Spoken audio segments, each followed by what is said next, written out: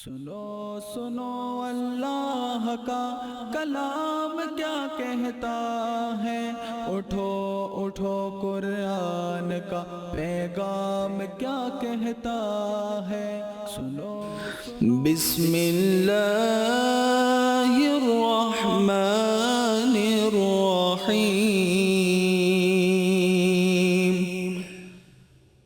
وَإِذْ قُلْنَا لِلْمَلَائِكَةِ اسْجُدُوا لِآدَمَ فَسَجَدُوا إِلَّا إِبْلِيسَ أَبَى وَاسْتَكْبَرَ وَكَانَ مِنَ الْكَافِرِينَ۔ بسم اللہ الرحمن الرحیم۔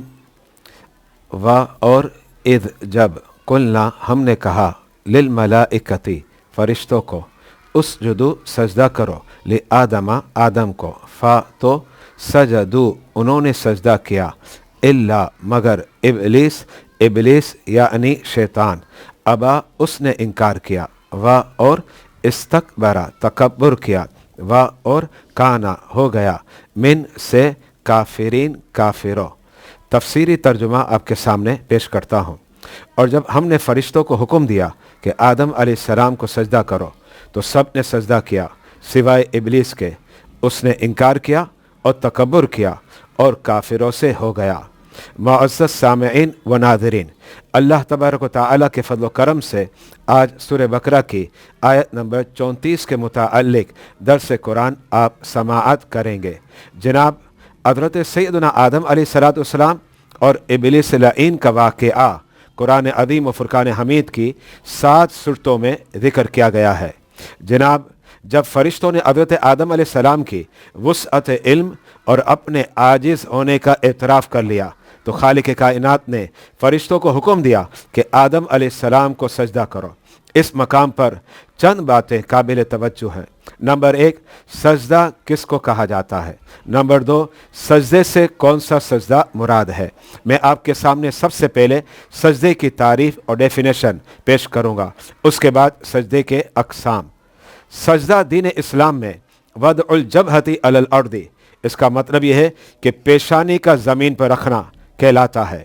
اس کا مطلب یہ ہوا کہ خالق کائنات نے فرشتوں کو حکم دیا کہ تم میرے مقرب بندے حضرت سیدنا آدم علیہ السلام کے سامنے اپنی پیشانی رکھ دو۔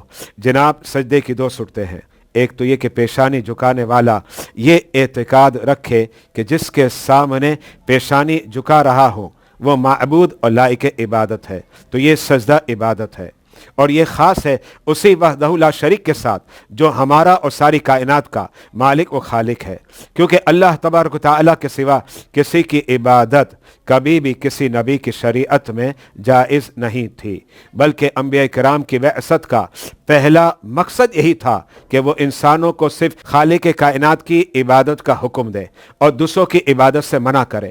تو پھر یہ کیسے ہو سکتا ہے کہ جس چیز سے روکنے کے لیے اللہ تعالیٰ کی بارگاہ سے انبیاء کرام تشریف لائے اس فعل کا ارتکاب معاذ اللہ خود کرے یا کسی کو اجازت دے؟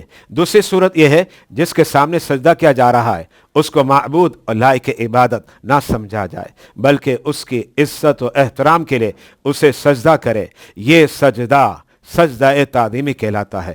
یہ پچھلے انبیاء کرام کی شریعتوں میں جائز تھا، لیکن رحمت عالم علیہ السلام نے اس سے بھی سختی کے ساتھ منع فرما دیا۔ اب سجدہ تعظیمی اگرچہ کفر شرک نہیں، لیکن شریعت محمدی علیہ السلام میں بلا شبہ حرام ہے۔ حدیث مبارکہ میں آتا ہے جناب رحمت عالم صلی اللہ علیہ وسلم کے عظیم صحابی حضرت سیدنا معاذ بن جبل رضی اللہ عنہ جب ملک شام تشریف لے گئے تو وہاں کے عیسائیوں کو دیکھا وہ اپنے اساتذہ اور علماء کو سجدہ تعظیمی کرتے ہیں، تو بارگاہ رسالت مآب علیہ السلام میں عرض کی یا رسول اللہ صلی اللہ علیہ وسلم، آپ اس بات کے زیادہ حقدار ہیں کہ آپ کو سجدہ کیا جائے۔ تو اس وقت رحمت عالم صلی اللہ علیہ وسلم نے ارشاد فرمایا اگر میں کسی انسان کو انسان کے سامنے سجدہ کرنے کی اجازت دیتا تو خواتین کو کہتا کہ اپنے خاوند کو سجدہ کرے۔ جناب یہاں سے واضح ہو گیا کہ ماں سوا اللہ کے کسی کو سجدہ کرنا جائز نہیں ہے، لہذا ماں باپ اور اسی طرح پیر ولی یا مزار کو سجدہ تعظیمی کرنا حرام ہے۔ سجدہ تعظیمی کی حرمت پر اہل سنت کے عظیم پیشوا اعلیٰ حضرت امام احمد رضا خان فاضل بریلوی علیہ رحمت الرحمن نے ایک عظیم کتاب لکھی جس کا نام الزبدۃ الزکیۃ فی تحریم سجود التحیہ۔ یہ کتاب فتاوی رضیہ کی 22ویں جلد میں موجود ہے۔ محترم سامعین و ناظرین، حدیث مبارکہ میں آتا ہے جب ابن آدم سجدے کی آیت تلاوت کرتا ہے اور سجدہ کرتا ہے تو شیطان کونے میں جا کر روتا ہے اور کہتا ہے صد افسوس، ابن آدم کو سجدے کا حکم دیا گیا تو اس نے سجدہ کر کے جنت حاصل کر لی، اور مجھے سجدے کا حکم دیا گیا تو میں نے نافرمانی کی اور جہنم لے لی۔ جب خالق کائنات نے فرشتوں کو سجدے کا حکم دیا تو وہ جمعے کا دن تھا۔ جناب اس مقام پر قابل توجہ بات یہ ہے کہ شیطان نے حکم ماننے سے انکار کیا، لیکن سوال یہ پیدا ہوتا ہے حکم کیوں نہیں مانا؟ اس کا تذکرہ سورہ اعراف کی آیت نمبر 12 میں موجود ہے۔ خالق کائنات نے ابلیس کو ارشاد فرمایا ما منعک الا تسجد اذ امرتک، میں نے تجھے حکم دیا پھر بھی تو نے آدم کو سجدہ کیوں نہیں کیا؟ تو شیطان نے کہا انا خیر منہ، میں آدم سے بہتر ہوں، کیونکہ خلقتنی من نار وخلقتہ من طین، تو نے مجھے آگ سے بنایا اور اسے مٹی سے بنایا۔ معلوم ہوا ابلیس لعین کو اس کا تکبر اور نبی کی تعظیم نہ کرنا لے ڈوبا اور اس کا شمار کافروں سے ہو گیا۔ اللہ رب العزت کی بارگاہ میں دعا کرتے ہیں کہ اللہ تعالی ہم سب کو تکبر سے محفوظ رکھے اور دربار نبوت کا با ادب بنائے، آمین۔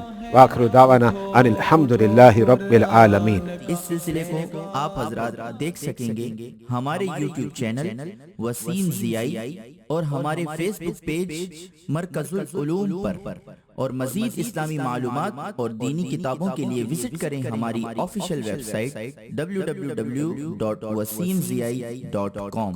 سنو سنو اللہ کا کلام کیا کہتا ہے، اٹھو اٹھو قرآن کا پیغام کیا کہتا ہے، سنو سنو